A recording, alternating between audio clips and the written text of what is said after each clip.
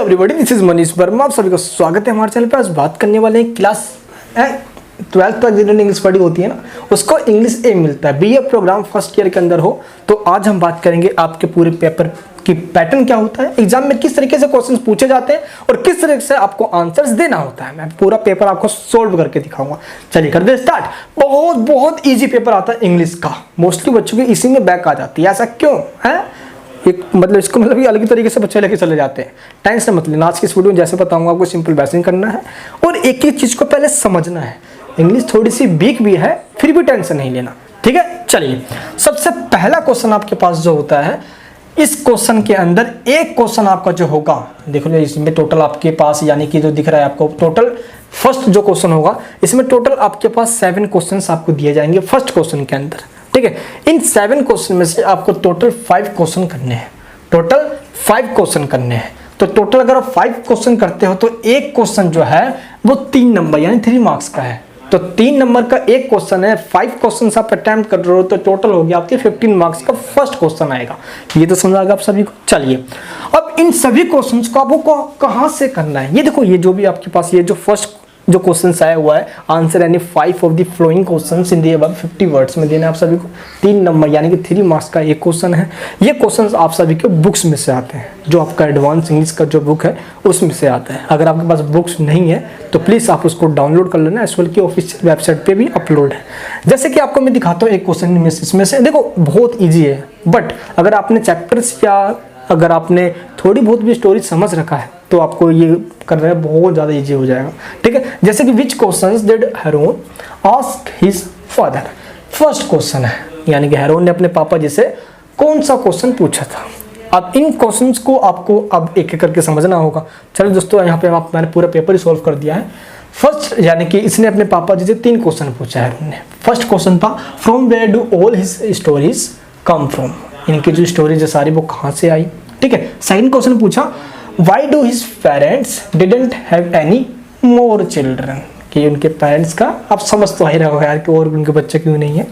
What's the use of the stories that aren't even true, तो 3 question दोस्तों इन्होंने पूछा यानी कि अपने पापा जी से। अब इन्हीं क्वेश्चंस को यानी कि उसमें पूछा गया कि कौन से क्वेश्चन पूछे गए है ना, तो ये 3 क्वेश्चन पूछा गया है। ये इसका आंसर है 3 नंबर का है, 3 मार्क्स का, 3.3 मार्क्स कंप्लीट। समझ आ गया आप सभी को। वैसे ही दोस्त आप सभी को इन सभी के जो आपको यहाँ पे दिखा रहा हूँ, इन सभी के आपको आंसर देने हैं। याद रहे, लपेटना या घसीटना नहीं होता। स्क्राइब पर इस तरह से नहीं बंदे होते ना कि किसी बस लपेट तो जाओ, लाइन लिख दो, बंदे सोचेंगे मैं इतना बड़ा लिख कर आ गया, मैं पूरे मार्क्स मिल जाएंगे। ऐसा नहीं होता मेरे दोस्त, मेरे प्यारे भोले भाले सुन्नू मुन्नू जी।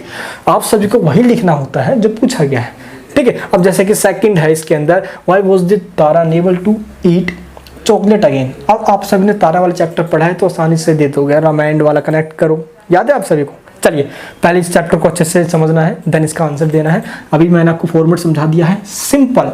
आप सभी को इसका जो आंसर है वो 3 to 4 लाइन्स में कंप्लीट करना है, इससे ज़्यादा नहीं लिखना आप सभी को। ये आपका फर्स्ट क्वेश्चन हो गया। किसी भी क्वेश्चन में अगर आपको दिक्कत आ रहा हो तो नीचे मुझे आप कमेंट्स बॉक्स में पूछ सकते हो। एंड मैं पूरा फॉर्मेट आप सभी को समझा दूंगा सर कि आपको कैसे देना है। फर्स्ट क्वेश्चन ये होगा। सेकंड क्वेश्चन आता है कि answer any 2 of the flowing questions in the about 75 to 100 words each. अब ये 75 से 100 वर्ड बोल रहा है, ऊपर वाला 50 वर्ड बोल रहा था। इट मीन्स ये आपके कुछ ज़्यादा मार्क्स वेटेज रखता है। इसमें आपको क्या है, टोटल आपको यहाँ पे 4 क्वेश्चन दिए गए यानी 4 क्वेश्चन दिए गए हैं। इन 4 में से आपको सिर्फ 2 क्वेश्चन अटेम्प्ट करने हैं और एक क्वेश्चन जो होगा वो होगा 5 मार्क्स का, यानी कि ये लॉन्ग आंसर है, यानी कि लॉन्ग क्वेश्चन, ऊपर वाला शॉर्ट क्वेश्चन था। अब इसमें आप सभी को 2 क्वेश्चन कोई सा भी चूज करना है। जैसे कि मान लो मैं बोलूँगा आपको ये 3rd क्वेश्चन चूज करना काफ़ी ईजी है, बट वो चंडी प्रसाद कंट्रीब्यूशन इन द प्रोटेक्टिंग, किसको, प्रोटेक्टिंग द इन्वायरमेंट। आप सभी को पता है दोस्तों, चंडी प्रसाद, अगर आपने चिपको आंदोलन का नाम सुना होगा तो चंडी प्रसाद का उसके अंदर काफ़ी बड़ा कंट्रीब्यूशन रहा था इस मूवमेंट्स को स्प्रेड करने के अंदर भी। तो इसके बारे में आप सभी को बताना है। तो अगर आप सिंपली अगर इसको मैं बताऊं, अगर आपको इसको 2-3 लाइन भी आप याद कर लोगे ना इस तरीके से, मतलब कि इनके मेन पर्पस क्या, ये सब क्या था, तो 2-3 लाइन तो आराम से इंग्लिश बना के लिखा जा सकता है इन सब टॉपिक पे। बट कुछ ऐसे पॉइंट्स होते हैं जैसे कि ये आपका चैप्टर में से, ये भी आपके चैप्टर्स में से है, तो इनको थोड़ा लर्न करना हो जाता है। ठीक है, चलिए, तो ऐसे आपको इसमें भी लिखना है, कोई से भी 2 अटैम्प्ट करना। अब ये आपको 75 to 100 वर्ड्स में लिखना है, इसलिए जो आपका फ्रंट पेज होगा पूरा आपके आंसर शीट का, उस फ्रंट पेज को पूरा फिल करना है आप सभी को, पूरा फिल कर देना है ना, ऑलमोस्ट इतना यानी कि लिखना है पूरा फ्रंट पेज। तो इस तरीके से आपको मैं बता रहा हूँ यहाँ पे। चलिए, क्लियर है दोस्त, है ना, यहाँ तो कोई दिक्कत नहीं है ना भाई। अब यहाँ पे कोई अगर आपको कोई भी ऐसी प्रॉब्लम होती है दोस्त, तो आप उनसे मुझे कमेंट बॉक्स में बता सकते हो। पूरा फ्रंट पेज का मतलब मेरा है, मान लो कि आपका पूरा आंसर शीट है। अब ये आपका आंसर शीट है, तो पूरे इस आंसर शीट यहाँ से आप स्टार्ट करोगे, है ना, और इस पूरे यहाँ तक फिल करोगे। ठीक है, ये आपका हो जाएगा 100 जो वर्ड्स में आप सभी को लिखना है। ये आपका आंसर हो गया, क्लियर है। हाँ, इन सभी का आंसर आप सभी को जो बुक्स होता है उसके थोड़ी स्टोरीज आपको पढ़ना होगा। अगर आप सब कहोगे तो मैं एक स्टोरीज की अलग से वीडियो बना दूंगा, इसके अंदर मैं पूरा पैटर्न आपको पहले समझा देता हूँ। सेकंड जो आएगा, यानी सेकंड क्वेश्चन हो गया हमारा। थर्ड क्वेश्चन के ऊपर हम आते हैं। अब थर्ड क्वेश्चन आपके पास पैसेज है, तो ये पैसेज तो कोई आइडेंटिटी सेम आने वाला नहीं है। क्वेश्चन हाँ सेम आ सकते हैं, क्वेश्चन रिपीट भी हो जाते हैं, है ना, लेकिन पैसेज तो सेम आता नहीं है मेरे दोस्तों को, ऑनेस्टली बता रहा हूँ। तो पैसेज का जो फॉर्मेट होता है बस आपको वो पता होना चाहिए। इसमें क्या है कि पैसेज सिंपल आपको आया गया है ना। काफ़ी सारी बार ऐसा होता है कि दोस्तों ये पैसेज आपके 99% चांस होता है कि बुक्स में से ही किसी चैप्टर्स का पैसेज उठ कर आ जाता है। ठीक है, 99% चांस है। अभी देखो कोरोना चल रहा है इस तरीके से, क्या पता कोरोना पे कोई पैसेज उठा के दे दे, ऐसा ही हो सकता है ना। तो कुछ भी कर देंगे, लेकिन आपको बस इसको अच्छे से, मतलब कि अगर आपने 5 से 7 मिनट 5 to 7 मिनट्स अगर आपने दे दिया इस पैसेज को रीड करने में, आपको मेन पर्पस समझ में आ जाएगा, टॉपिक पे क्या बात हो रही है इस पूरे पैसेज में। अगर ये आपको समझ में आ गया, सबसे पहले इसको रीड करना है। रीड करने से पहले क्वेश्चन को पढ़ लेना, देन रीड करने जाना। ठीक है, अब यहाँ पे आ जाना। अब ये सभी चीज़ अगर आपने 2-3 लाइन में पढ़ी तो आपको उसमें ही समझ आएगा। ये दोस्तों ये जो नाम इसमें बनियास का जो नाम दिया गया ऊपर में ही सबसे ऊपर दिया गया है। ठीक है, ये है। हाँ, पैसेज को सोल्व करने का कुछ ऐसा ट्रिक है जो मैं आपको यहाँ पे समझा देता हूँ कि ऐसा क्या है, कुछ बातें यहाँ पे जो आपको याद रखनी चाहिए। वरना ऐसे तो आपको पता है कि बस एक गलती मत करना कि इसको पढ़ा हमने और पैसेज में गए, हम पैसेज में हमने ये लाइन देखा कि भाई अरे एक वर्ड मैच हो गया, यहाँ से यूँ करके यूँ तो लिख दिया, अरे बस लपेट के आ गए। गवर्नमेंट स्कूल्स में काफ़ी बार ऐसे बच्चे करते हैं, ऑनेस्टली बता रहा हूँ। तो इस गलती को मत दोहराना, रिपीट मत करना। क्यों? क्योंकि अक्सर ऐसा देखा जाता है कि सेम एडिटिव जो आपकी लाइन होती है वो आंसर नहीं होता। कुछ वर्ड्स यहाँ से कुछ वर्ड्स अपनी ऐड करके आंसर को मेंटेन करना होता है, तब पूरे मार्क्स मिलने की चांस पॉसिबिलिटी बढ़ जाती है। अदरवाइज आपके जो पूरे आंसर्स हैं वो आपके पैसेज में ही होते हैं। एक चीज़ आपको ध्यान रखना है, जैसे वर्ड यहाँ पे देखो वाई है ना, बस जो स्टार्टिंग में आपका जो वर्ड है वो सिंपल पता होना चाहिए। जैसे वाई है, वाई का मतलब होता है क्यों मतलब क्यों, यानी कि आपको इसमें रीज़न बताना है ना। ये बताता हूँ इसमें क्या क्या बताना है, इसमें आपको रीज़न बताना है। विच, इसमें कौन सा, इसमें आपको पहचान बतानी है। ठीक है, which subject does the writer want to be taught in village के अंदर, एंड वाई, क्यों, यानी कि कौन सा, पहचान, है ना, एंड वाई, रीज़न बताना है। वर्ड के अंदर आपको रिकॉग्नाइज यानी कि किस तरीके से है, उसका मेन मकसद क्या चीज़, इसके बारे में बताना है। वर्ड हो गया, तो बस ऐसे वर्ड से इसमें आपको ध्यान रखना है। सिंपल अगर आप इसमें इस तरह से देखोगे आप पूरे इस लाइन पैसेज के लाइंस को, इन सभी के आंसर्स इसके अंदर मेंटेन, नीचे ऊपर आते हैं हम जहाँ से स्टार्ट है ये देखिए स्टार्टिंग लाइन देखो दोस्तों, इसका जो आंसर हो गया यहाँ पे ये देखिए, it is only the traders the winners who have an inborn familiarity with money and who can handle it with any assurance and with the किसके साथ, for knowledge, नीचे आ जाते हैं हम, of how it will behave and how they can क्या manipulate it. Perhaps one of the major subject in the village school curriculum should be bookkeeping major जो subject है जो इसमें बताया गया। अब दोस्तों जैसे हम सबसे नीचे आएंगे, कहाँ पे थे हम क्वेश्चंस के अंदर, yes, Which subject does the writer want to be taught in the village bookkeeping? तो तमाम तरीके के दोस्तों अगर आप जैसे पैसेज पढ़ते जाओगे सभी के आंसर्स आपको मिलते जाएंगे। तो पैसेज जरूरी नहीं यही आएगा, पैसेज तो बहुत तरीके से आते हैं, इसलिए दोस्त ये पैसेज सोल्व करने का कोई मतलब नहीं है। हाँ, लेकिन आपको पैसेज 2-3 सोल्व करने चाहिए ताकि आपको लास्ट ईयर के पेपर से ताकि आपको थोड़ी प्रैक्टिस हो जाए। ठीक है, चलिए अब आ जाते हैं हम नेक्स्ट क्वेश्चन पे। अब जो क्वेश्चंस आएंगे उनको सही से समझना है, ठीक है। इन क्वेश्चंस पे थोड़ा दिमाग लगाना होता है तभी, बट होते बहुत ज़्यादा ईजी है ये। चलिए दोस्तों, अब जो क्वेश्चन आता है आप सभी का, क्वेश्चन कौन सा है आपका, फोर्थ क्वेश्चन पे आ जाते हैं, जो कि 5 मार्क्स में, फ्री के 5 मार्क्स होते हैं ये। इसमें क्या करना होता है आपको, use any 5 of the phrases आपको यूज करने हैं given below in the sentence so that there meaning becomes clear. यहाँ पे कुछ वर्ड्स दिए गए हैं लेकिन उसका कुछ मीनिंग समझ में नहीं आ रहा, कुछ वर्ड्स आपको ऐड करने हैं ताकि उसका मीनिंग क्लियर हो जाए। फ्रेजेस यूज, ठीक है।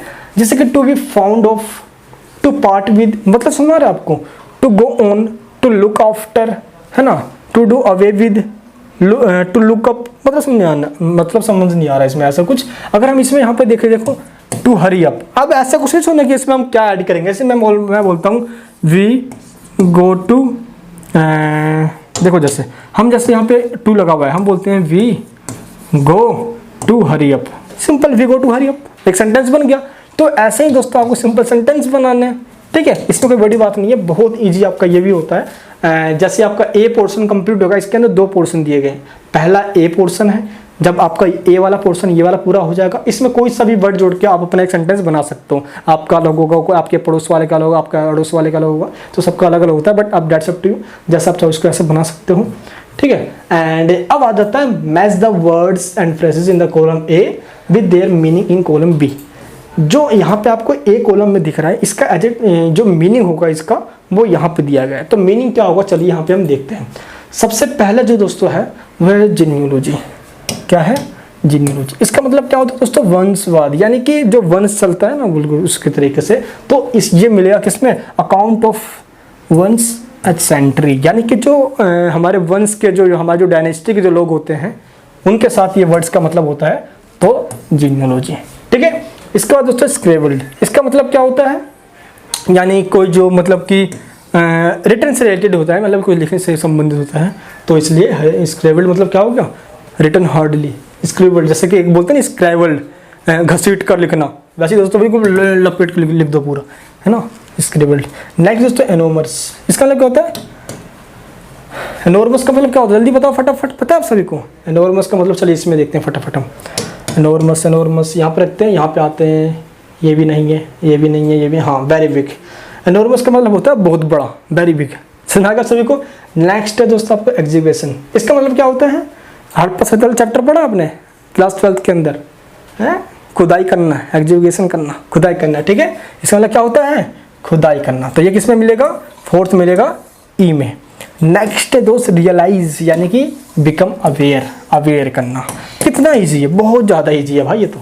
चलिए अगला क्वेश्चन है, fill in the blanks with the appropriate words from among those given below. अब यहाँ पे आप सभी को कुछ वर्ड्स दिए गए हैं जो कि आपको इस जो ब्लैंक्स यहाँ पे आपको ब्लैक दिए है लाइन्स, इसमें आपको फिलअप करना है। जैसे कि word does his remark up, क्या आएगा यहाँ पे, word does his remark imply, है ना, यानी कि जो इसका रिमार्क है वो कहाँ पे इम्प्लाई होगा, चैप्टर से पूछा गया है, काफ़ी मस्त है ये। नेक्स्ट है कैन यू, कैन यू यहाँ पे डैश फिर हिज मीनिंग लिखा हुआ है। Can you infer his meaning, infer his meaning, क्या आप इसका जो मीनिंग है वो एक्सप्लेन करोगे, इस तरीके से बताओगे, इन्फर करोगे, ठीक है। चलिए नेक्स्ट है pollution will affect your health, clear है। नेक्स्ट है द यस, हम आ जाते हैं यहाँ पे, the effect of a nuclear war will be terrible, effect, clear है दोस्त। नेक्स्ट है यहाँ पे there is continual warfare in the Middle East. तो मिडल ईस्ट जो कंट्री हमेशा कहीं ना कहीं उसमें वॉरफेयर यानी कि वॉर चलता रहता है, हमेशा चलता है, कंटिन्यू चलता रहता है, इसलिए यहाँ पे क्या आएगा, there is continual warfare in the Middle East country, Iran, Syria, Jordan आपस में लड़ते हैं, चलता रहता है भाई यहाँ पे, ये है यहाँ पे। चलिए ये भी हमारा सोल्व हो गया। फिर इन the blanks with the appropriate prepositions from the list given below. Fifth question जो होगा वो आएगा प्रीपोजिशन के ऊपर। प्रीपोजिशन का मतलब क्या होता है, जो भी दो सेंटेंस को आपस में जोड़ने में हमारी हेल्प करते हैं, कनेक्ट करने में हेल्प करते हैं। प्रीपोजिशन, प्री को अच्छे से एक पोजिशन पर ला के रखना, प्री पहले और जो बात का है उसके बीच में दोस्तों एक मतलब वर्ड आएगा जो कि पोजीशन पे आएगा, जिससे एक लाइन पूरी क्या होगी, क्लियर मीनिंग के साथ निकल कर आएगी, आपस में उसको जोड़ देगी, preposition. nobody above the left has opposed the nuclear deal। ठीक है, यानी कि जो न्यूक्लियर डील की गई है उसके ऊपर कोई भी नहीं है। 1967 में एनपीटी नॉन प्रोलिफरेशन ट्रीटी किया गया, 1993 में किया गया, 1994 में किया गया, 1998 में किया गया, 1974 में किया गया था ना, याद है ना ये सब। ठीक है, अब वो आएगा। चलिए, he died by a heart attack. क्या आएगा? ही डाइड किसके द्वारा मर गया भाई? वो मर गया बाय हार्ट अटैक। चलिए, क्लियर है। यहाँ पे देखो बहुत सारे बच्चे यहाँ पे ही डैड ऑफ हार्ट अटैक भी लगा देते हैं, बाकी डैड सब तो यार भाई। चलिए, एंड डू नॉट हिट, देखते हैं ऊपर यहाँ पे कुछ लाइन है, यहाँ पे आ जाए, डू नॉट हिट बिलो, ये आ जाएगा यहाँ पे। देखो, do not hit below the belt, यहाँ पे कुछ बेल्ट है, उस बेल्ट के नीचे आपको हिट नहीं करनी है। ठीक है दोस्तों, नेक्स्ट है ही वेंट आउट, क्या आएगा 4। चलिए समझ, बस थोड़ा सा 2 सेकंड लगाना, आंसर निकल आएगा। He went out for a walk. चलिए, नेक्स्ट क्या है हमारे पास? He has been missing this morning. अरे वाई के, ये तो डे के नाम आ गए हैं पूरे, यानी कि तो क्या होगा यहाँ पे? Above, below, at, towards, across, since. क्या आएगा यहाँ पे? सिंस आएगा। He has been missing since morning. He has been कौन सा टेंस है? Present perfect continuous tense. क्या लगता है उसके अंदर? हैज बीन और हैव बीन लगता है, यहाँ पे सिंगुलर इसलिए हैज बीन यूज किया गया है। डे के नेम, यानी कि जब भी मॉर्निंग, इवनिंग, गुड आफ्टरनून, नून, जब भी ऐसा कोई वर्ड यूज हो जाए तो सिंस का यूज किया जाता है। अगर उस जगह पे कोई भी ऐसा मतलब कि नाम हो यहाँ पे जो मतलब कि उसके बारे में पता नहीं है वो टाइम, 2 दिन, 4 दिन, 5 दिन, 10 दिन, तो वहाँ पे फॉर का यूज किया जाता है, पता है ना। चलिए, नेक्स्ट हम बात करते हैं। नेक्स्ट कौन सा था हमारे पास? His residence towers. टावर्स कहाँ पर है? कहाँ पर है? बिसाइड्स। चलिए, बिसाइड्स पे देखते हैं दोस्तों, बिसाइड बैठा कर देखते हैं क्या आएगा, आ जाएगा। His residence towers besides other buildings. हाँ भाई, बिल्डिंग्स के पीछे है। चलिए दोस्तों, बगल में है, समझ में आ गया भाई। ही will be hair, he will be hair. जब भी दोस्तों हम किसी को स्टेटमेंट बोलते हैं, यानी कि वो इस समय तक यहाँ पे आ जाएगा, तो हम उसमें वाई का यूज करते हैं, या हम तमाम जो हम एक्चुअल टाइम दे रहे हैं तो हम उसमें एट का यूज करते हैं, है ना। तो जब हम एक्चुअल टाइम दे रहे हैं तो यहाँ पे एट का यूज कर सकते हैं। He will be here at noon. ठीक है। Do not look of this solar is, क्या है? As lives. देखो यहाँ पे देखते हैं, ऑफ है यहाँ पे, ये रहा ऑफ। ठीक है, चलिए भाई, ये भी हमारा हो गया।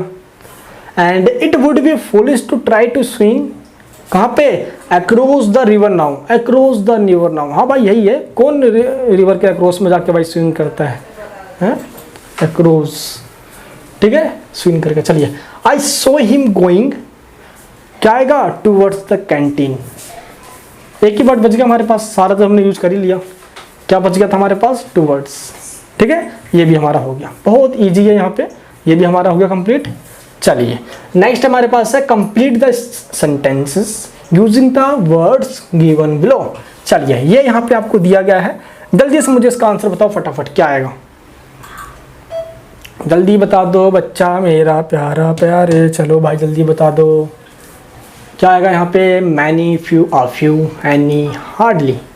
चलिए देखते हैं यहाँ पे सबसे पहले क्या आएगा भाई। यहाँ पे है दोस्त, dash people shouted slogans against the police. Few people shouted slogans against the police, few आएगा इसमें। ठीक है। Anyone wants to study Finnish in India, many आएगा भाई। ठीक है, मैनी आएगा नहीं यार, मैनी नहीं आएगा, मज़ा नहीं आएगा मैनी में। फिर क्या आएगा इसके अंदर? एनीवन, ये भी नहीं आएगा भाई। अ फ्यू एनीवन वांट्स, नहीं भाई।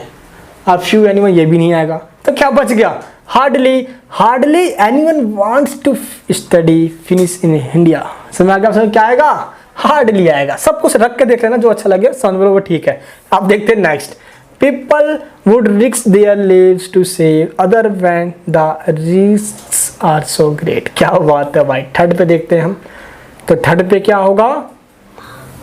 अ फ्यू, क्या बोलेंगे? A few people would risk their lives to save others when the risks are so great. क्या बात है, अ फ्यू पीपल आएगा। ठीक है। नेक्स्ट है दोस्त, यहाँ पे क्या बच गया? Dash people want to be rich without doing any hard work है। ऐसे तो बहुत सारे लोग हैं जो बिना हार्ड वर्क किए रिच अमीर बनना चाहते हैं। तो क्या बोलेंगे हम? मैनी। हाँ, मैनी बढ़ाएगा यहाँ पे, तो मैनी कहाँ गया? हाँ, many people want to be rich without doing any hard work. चलिए, अब क्या बच गया हमारे पास? Is there. अब तो हमने ये भी यूज कर लिया, ये भी कर लिया, ये भी कर लिया, ये भी कर लिया, बच गया एनी। तो यहाँ पे क्या यूज करेंगे हम? Is there any person who knows how to type in Hindi. Clear है? चलिए भाई, ये भी हमारा हो गया।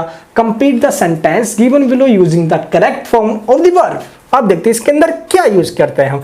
आपको करेक्ट फॉर्म बताना है। मोस्टली इस फिल इन द ब्लैंक्स के अंदर जब आपको बता दिया हो कि क्या यूज करो, correct form of the verb use करो, first form, second form, third form, ING form, ये सब तो हमें सिखाया गया है। यहाँ पे आप सभी को थर्ड फॉर्म का यूज करना है। मोस्टली बार ऐसा होता ही है, ठीक है। ऐसे हमें देखना है, जब हम सेंटेंस को बोल कर देखते हैं, अपने मन में इमेजिनेशन करो, अपने आप आंसर मिल जाएगा। जैसे कि he dash towards the sports ground to get his sports gear. Run है, अपने जो स्पोर्ट्स ग्राउंड उसकी तरफ भागा, क्या लेने के लिए? उसका स्पोर्ट्स जो सामान वगैरह गियर है उसको लेने के लिए भागा।